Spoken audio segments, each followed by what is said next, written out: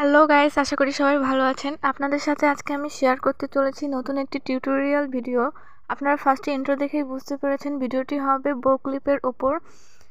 বো ক্লিপ করার জন্য আমাদের সামান্য কিছু কাপড় নিয়ে নিতে হবে। আপনারা বো ক্লিপটা যদি বড় সাইজের করতে চান তাহলে একটু বেশি কাপড় ইউজ করবেন, আর ছোট সাইজের করতে চাইলে একটু ছোট কাপড়, অল্প কাপড় নিতে হবে।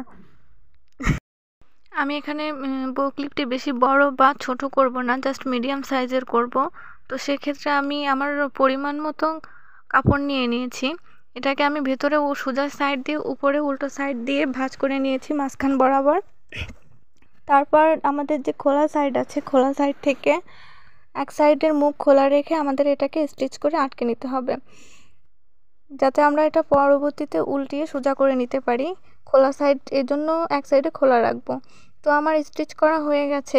এখন এটাকে যে খোলা সাইড ছিল সে খোলা সাইডটা দিয়ে আমি সোজা করে নিচ্ছি।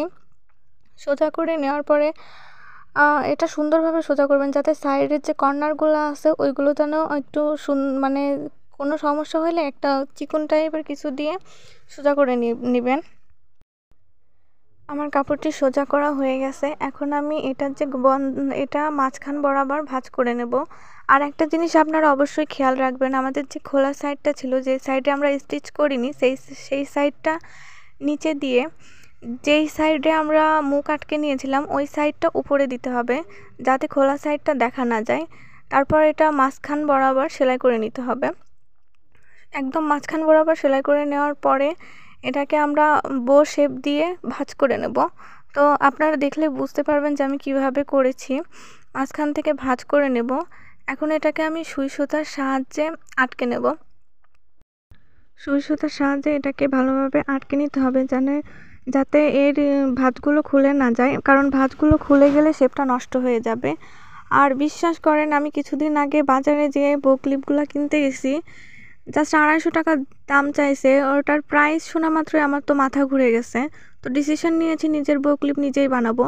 আপনারাও চাইলে এরকমভাবে বো ক্লিপ ইউজ করতে পারেন। দেখেন আমার বো ক্লিপের শেপ দেওয়া কিন্তু হয়ে গেছে, আপনারা চাইলে ওইভাবে ইউজ করতে পারেন। কিন্তু আমি আমার বো ক্লিপটাতে একটু ঝুল অ্যাড করব, তো সেটার জন্য আমি কিছুটা কাপড় নিয়ে নিয়েছি। তো এটার জন্য আমার 4 সাইডে সেম সেম লাগবে, কম বেশি হলে হবে না, কারণ কম বেশি হলে এটা ত্রিভুজ আকারের ভাঁজ করার জন্য খুবই সমস্যা হবে। তারপর এটাকে দেখেন আমি কিভাবে ত্রিভুজ আকৃতির আকারে ভাঁজ করে নিয়েছি। আর অবশ্যই একটা জিনিস খেয়াল রাখবেন যে আপনারা সোজা সাইডটি ভিতরে দিয়ে এবং উল্টো সাইড উপরে দিয়ে সেলাই করবেন, তাহলে সেলাইয়ের পরে সোজা সাইডটি সামনে নিয়ে আসলে সেলাইটা ভিতরে চলে যাবে। সেলাই করার জন্য আমি 2 সাইড থেকে স্টিচ করে নেব। দেন নিচের যে সাইডটা আছে ওটার মুখ আমি খোলা রাখবো। দেখেন আমি খোলা রেখেছি যাতে আমি উল্টায় নিতে পারি। এখন আমি এটাকে উল্টায় নেব। আপনারা এটা ভালোভাবে উল্টায় নেবেন এবং ভেতরের যে সাইডের যে সেলাইগুলো আছে ওইগুলো হাত দিয়ে তো করা যাবে না, কারণ অনেক চিকন সেলাই হয়েছে। তো কিছু একটা চিকন টাইপের কিছু কলম বা অন্য কিছু দিয়ে এটাকে আপনারা সোজা করে নেবেন। 2 সাইড থেকে সুন্দরভাবে সোজা করে নেবেন, যেন বো ক্লিপের ক্লিপটা অনেক সুন্দর হয়। এখন এটাকে আমি সুন্দরভাবে ভাঁজ করে নেব। বো ক্লিপের শেপ দেওয়ার জন্য আমি যেভাবে ভাঁজ করেছিলাম এটাকেও সেভাবেই ভাঁজ করে নিতে হবে, এবং যে খোলা সাইডটি আছে সেটা ভেতর দিয়ে ভাঁজ করে দিতে হবে। দেখেন কত সুন্দর হয়েছে। এখন এটাকে আমি সুই সুতা দিয়ে এটার মুখ আটকে দেব। তারপরে বো ক্লিপের সাথে অ্যাডজাস্ট করব।